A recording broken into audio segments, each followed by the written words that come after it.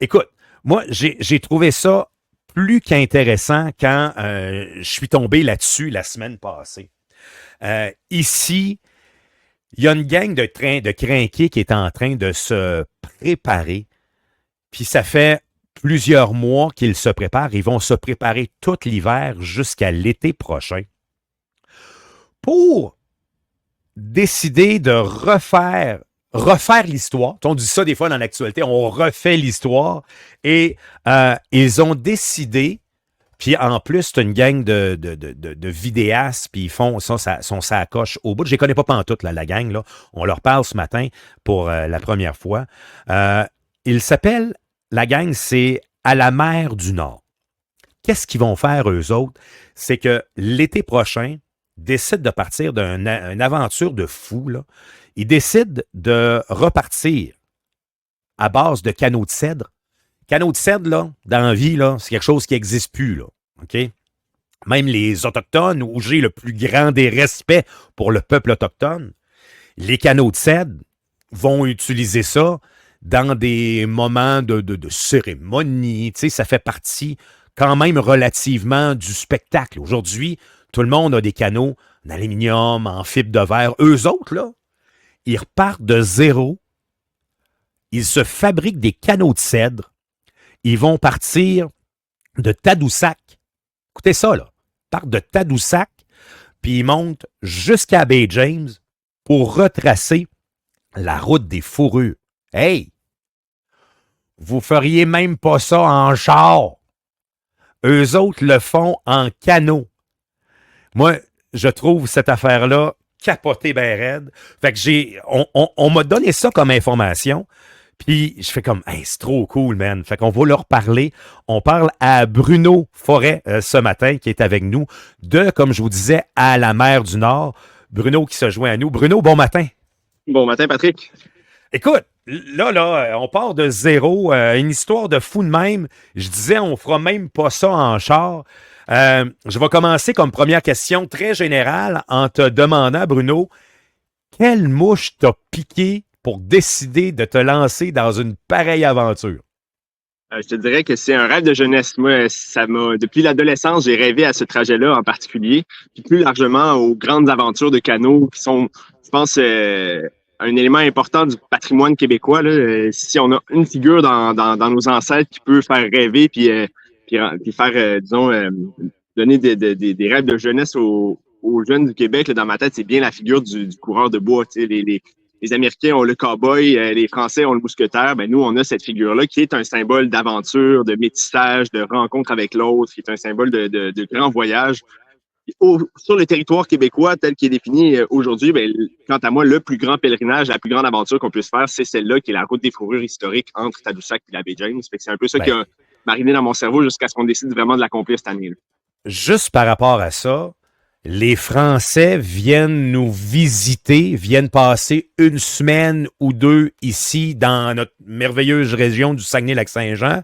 Et une des phrases qui ressort à leur arrivée, c'est « Mais elle est où la cabane au Canada? Elle est où la cabane au Canada? » Ils cherchent la maison en Boiron.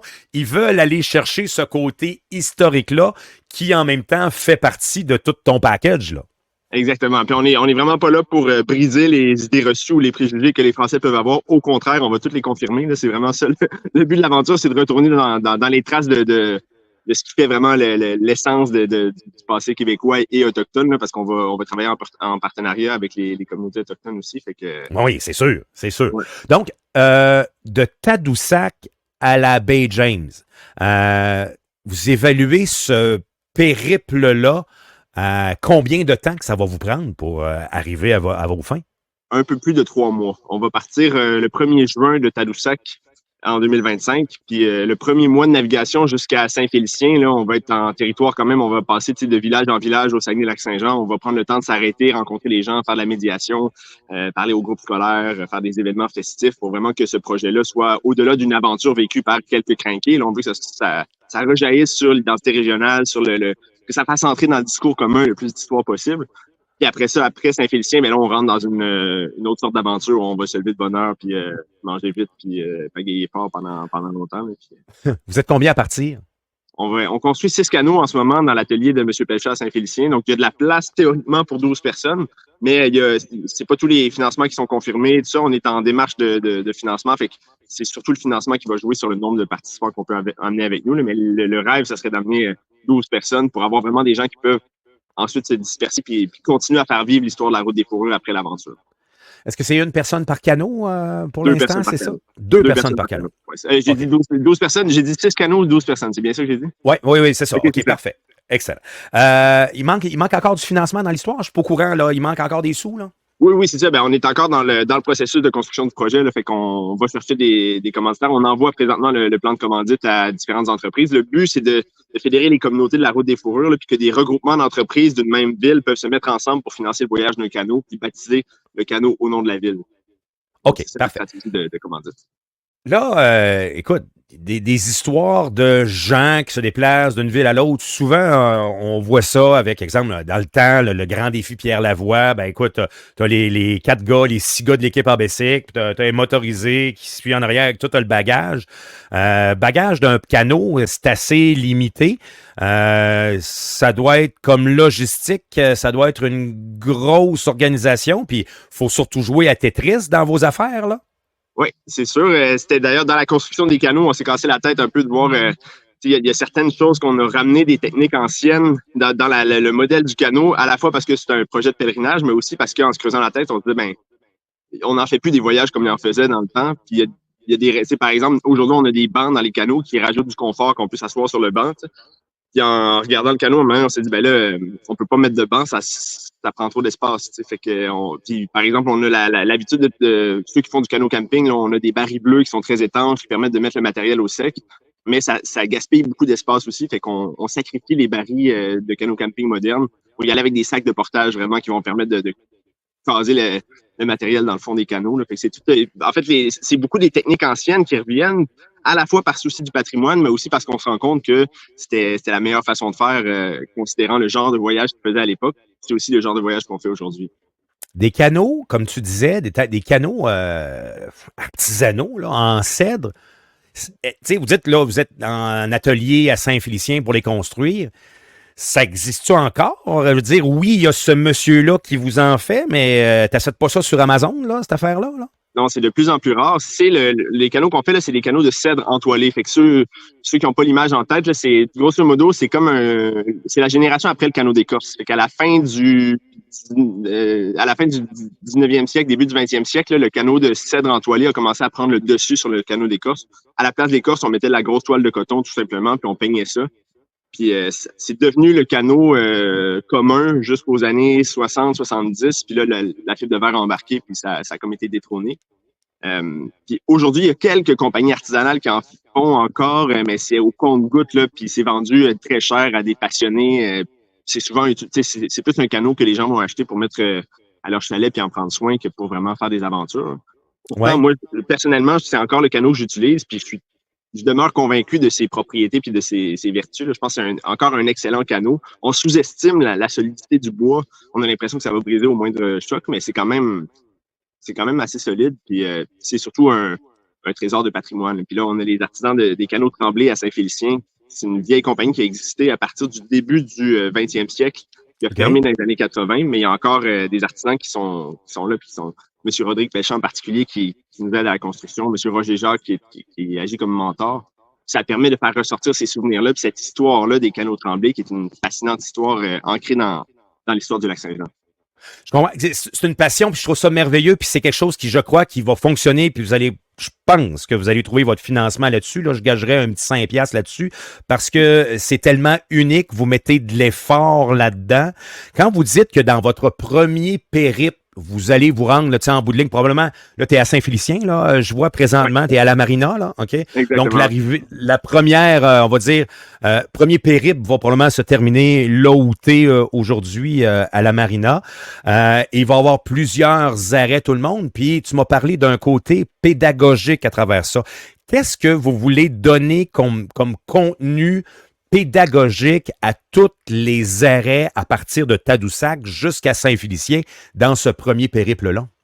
Il y a plusieurs choses assurément, il va y avoir un partage sur l'histoire de la route des fourrures puis du patrimoine du canot en général. Là. Fait qu'on va peut-être faire essayer les canots aux gens en formule initiation au canot quand on aura des plans d'eau calme, des initiations au portage. On va faire des ateliers sur l'histoire, fait que partager sous forme de conférences. J'ai déjà commencé à en faire des conférences sur l'histoire de la route des fourrures des origines à aujourd'hui pour mettre au courant un peu les gens qui seraient moins au courant de qu'est-ce que c'est que cette histoire-là qui définit presque le passé du Saguenay-Lac-Saint-Jean.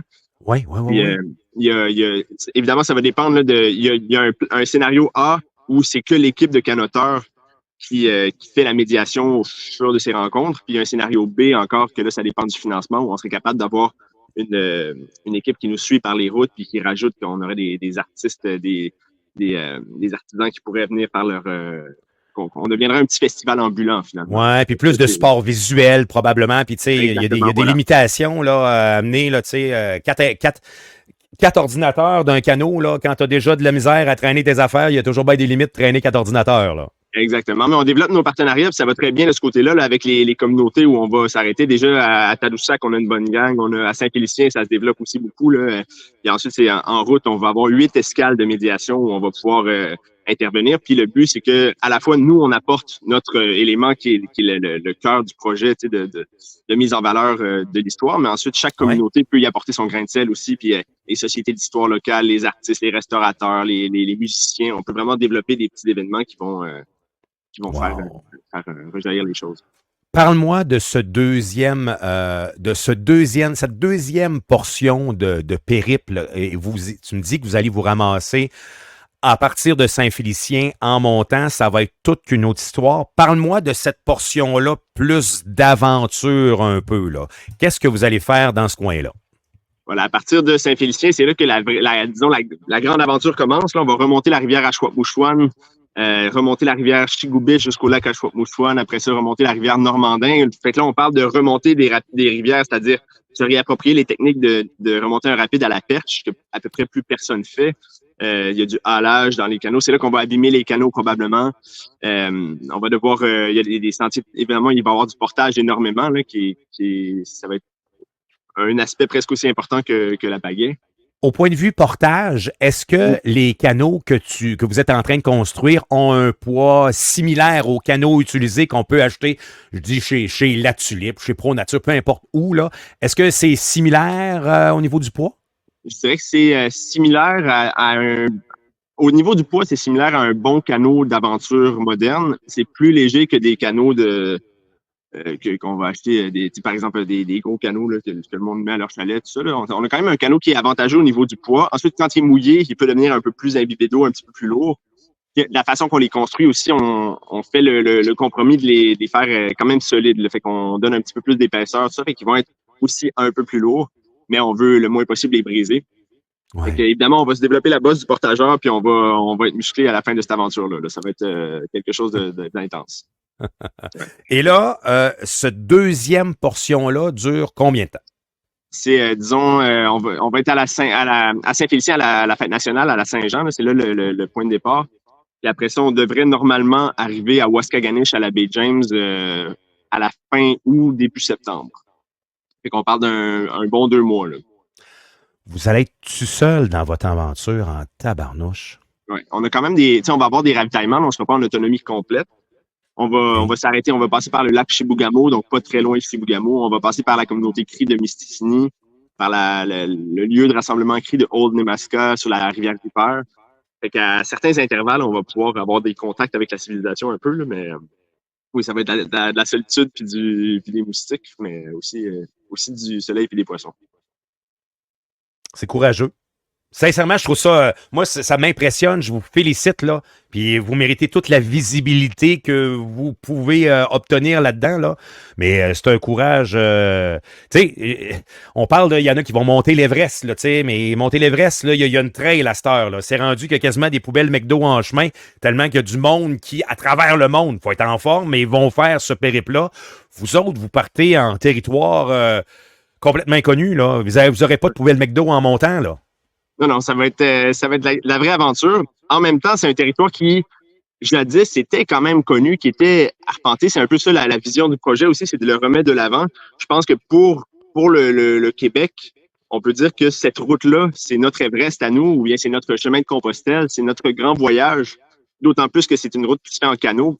Quant à moi, là, si je devais réinventer le drapeau québécois, j'enlèverais les fleurs de lys, je mettrais un canot. Pour moi, c'est le symbole ultime Ouais. de ce qu'il y a de plus beau dans notre histoire, puis dans la coopération qu'il y a eu dans le passé, à certains moments aussi très spécifiques là, avec les Premières Nations. Ouais, Fait ouais, que ouais. c'est une façon un peu, c'est un coup d'éclat qu'on fait, oui, qui nécessite d'organisation puis un petit peu de courage, mais qui peut-être va lancer un appel aussi de dire ces chemins-là existent encore, puis les gens qui habitent le territoire québécois ont tout intérêt à revisiter ces chemins-là puis à refaire les gestes du canot parce que c'est peut-être ce qui permet le plus exactement d'entrer en contact à la fois avec le territoire puis avec son histoire. Est-ce que vous voulez que ça devienne, parce que là, tu sais, oui, c'est une première, j'ai l'impression, j'ai le feeling que les choses vont bien se passer. Désirez-vous votre but, c'est-tu qu'il y ait d'autres personnes qui un jour suivent votre trace, un peu comme l'Everest, comme on disait, où maintenant c'est rendu presque une autoroute de personnes, pour du moins le camp de base, là. Est-ce que vous désirez qu'il y ait une suite à ça de votre périple de l'année prochaine? On aimerait ça. Évidemment, on voudrait pas que ça devienne trop non plus. Je pense que l'Everest, il y en a qui se plaignent aujourd'hui que c'est devenu un attrape-touriste presque, tellement il y a des gens, tellement c'est pollué, tout ça. Fait qu'on espère garder quand même le caractère sauvage de ces territoires-là. Je pense que la difficulté puis l'éloignement va quand même faire un tri. Mais oui, si ça peut devenir un pèlerinage pour les gens du Québec, les gens de l'extérieur aussi éventuellement, que ça peut être un lieu d'appel. Peut-être les gens feront pas 3 mois de canot, mais si on peut attirer l'attention sur les merveilles du Nord, tu sais, quand, quand on dit Chibougamau, il y en a qui entendent un endroit très lointain, puis ça C'est vrai. sonne très, très, très, très loin au nord. Moi, C'est pas j'entends si un pire. lieu d'aventure, j'entends un lieu de dépaysement.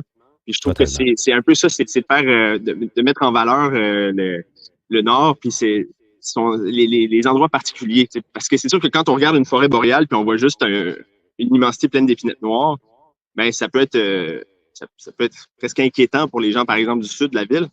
Mais il y a moyen de regarder ça aussi, puis de se dire, ben cet endroit précis a une histoire. À ce lac, les gens se rassemblaient. À tel autre endroit, il y a eu telle aventure qui s'est passée. Puis d'un coup, on développe une relation avec le territoire.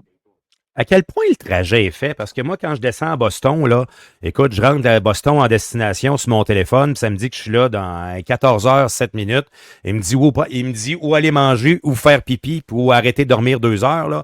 Vous autres, là, il n'y a pas de Google Maps dans l'histoire. Là. À quel point le trajet est fait que vous savez, ah ben, on va passer par là, mais on ne sait pas à quel point c'est de l'improvisation sur le trajet que vous faites.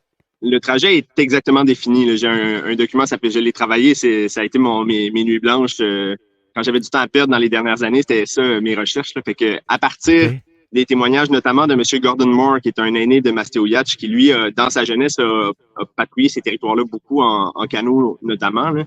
Avec son aide, ses témoignages, parce que c'est quelqu'un que je connais depuis l'adolescence, avec les vieilles cartes, les cartes au temps de la Nouvelle-France, du Père Laure, les cartes de l'arpenteur normandin du 18e siècle, avec les cartes de l'ingénieur Obalski du début des années 1900, qui était lui qui a fait les cartes pour les prospecteurs de Chibougamau, là, puis qui a par la bande retracé la route des fourrures puis les portages ancestraux autochtones en identifiant les lieux de passage pour le gouvernement à ce moment-là. Avec tout OK? ça, j'ai réussi à définir exactement, je voudrais que ma carte relève de la presque quelqu'un qui la verrait pourrait dire que je suis un maniaque, là, mais les portages sont indiqués, les lieux où on peut camper, les lieux d'intérêt, les endroits où s'est passé une histoire particulière. C'est quand même assez précis. Là. Fait qu'on n'est pas dans l'improvisation. Cela dit, l'aventure, c'est toujours de l'imprévu aussi. Fait que la réalité sur le terrain va être différente, mais tout ce qui peut être prévu est pas mal prévu. Ouais, ça peut arriver que des fois, on voit ça ici, là, tu sais, une rivière où il est supposé avoir de l'eau, puis il y a un filet d'eau à peine assez gros pour se prendre un verre d'eau. Là. Ça se peut que ça t'arrive là-dessus Exactement. aussi. Là, c'est une possibilité. Là. C'est une possibilité. Les portages aussi n'ont ont pas été fréquentés depuis très longtemps. On va sûrement devoir débroussailler pas mal ou parfois trouver un plan B quand la forêt a repris le dessus. Il y a beaucoup, beaucoup de zones d'incertitude, mais c'est ça la vraie aventure. C'est pour ça que c'est intéressant aussi. Ben, je vous souhaite la meilleure des chances dans tout ce périple-là. Et je vous souhaite que vous puissiez donner le plus d'informations à tout le monde parce que vous allez documenter quelque chose qui est unique. J'ai vu que vous aviez déjà des vidéos de présentation dans ce que vous faites. Vous êtes une équipe de cinéastes qui est ça à coche en même temps dans vos choses. Est-ce qu'on va être capable de suivre le périple, quelque chose? Je comprends, là, je disais tantôt, on n'amène pas 4 ordinateurs là, dans le canot, là, mais est-ce qu'il va y avoir une façon de vous suivre durant le périple là, pour Oui, s'informer de vous? C'est sûr et certain, on va créer du contenu tout au long, puis ça va être un rôle important dans l'équipe, là, une personne qui va être chargée de charger les batteries, les équipements, faire des vidéos, puis transmettre. On va avoir quelqu'un hors de l'aventure là, qui va être capable de partager sur les réseaux sociaux les informations qu'on va envoyer. Fait que ça, c'est sûr et certain parce que c'est ce qui donne un sens à l'aventure, d'être capable de partager avec le plus grand nombre. Ensuite, Totalement. on a aussi le projet de faire un tournage documentaire pendant cette aventure-là. C'est en dialogue, là, on est en recherche de boîte de production. On n'a pas de certitude à ce niveau-là, mais c'est un projet. Et il y a probablement un livre là, qui va sortir après l'aventure aussi. Plus aussi des conférences qui vont se faire. On va en faire avant, pendant et après des conférences, mais on va continuer à faire circuler ce récit-là autant qu'on va être capable pour justifier finalement que nous, on se permet ce voyage-là. Ça nous fait plaisir, mais on veut aussi rendre aux communautés là, ce qu'on Si va je inventer. suis une commission scolaire qui écoute cette portion d'entrevue-là, on vous rejoint où pour vous avoir dans votre classe, soit avant, pendant ou après? Parce que ce que vous avez à donner, là, c'est énormément d'informations, puis beaucoup de stock et un échange à avoir avec des jeunes, là, où vous pouvez devenir des modèles de jeunes de 13-14 ans, là. On fait comment pour vous rejoindre? On peut, au niveau vraiment strict, là, on a une adresse courriel qui est alamerdu-nord.2025@commercialgmail.com. Mais peut-être le plus simple pour les gens, c'est de nous contacter sur notre page Facebook qui est à la mer du Nord 2025. On a aussi une page Instagram qui est à la mer du Nord. Fait que là, les gens peuvent nous envoyer un message puis on va répondre. Puis oui, on veut vraiment, là, au cours de la prochaine année, là, on a une conférence qui est prête que j'ai donnée au Bergeron sur la Haute-Côte-Nord la semaine passée. Puis on veut la faire circuler, cette conférence-là, puis on peut l'adapter pour toutes sortes de publics. On veut parler aux jeunes, on veut parler aux communautés, on veut vraiment propager ça le plus possible. Fait que n'hésitez pas à nous écrire. Bravo. Bravo. Et puis, j'espère que tout va bien se passer. Puis, vous tiendrez au courant sur votre page Facebook. Là. Puis, je vais passer dans les prochaines secondes votre vidéo que vous avez faite là, d'introduction là, pour montrer aux gens un peu la qualité de votre gang de crinqués que vous êtes. Puis, je vous souhaite la meilleure des chances dans votre projet. Merci beaucoup, Patrick.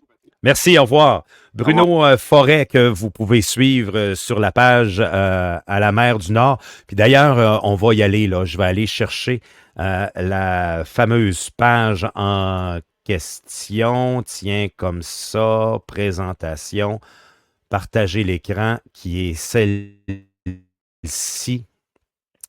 Ça devrait fonctionner. Ouais, c'est ça ici. J'ai-tu du son sur ma page Facebook? Oui, je crois que oui. Dans un an, le 1er juin 2025, une brigade d'aventuriers et d'aventurières va partir d'ici à Tadoussac et parcourir 1200 km jusqu'à Saint-Félicien au lac Saint-Jean cet été par les anciens artisans des canots Tremblay, une manufacture qui a existé entre 1914 et 1981. Je m'appelle Bruno Forêt et je vous invite à m'accompagner dans la préparation de ce grand pèlerinage. Au cours de la prochaine savoir sur la construction des canots, sur le recrutement des participants, sur l'enquête pour retracer l'itinéraire et l'histoire de demande partir de à la mer du Nord.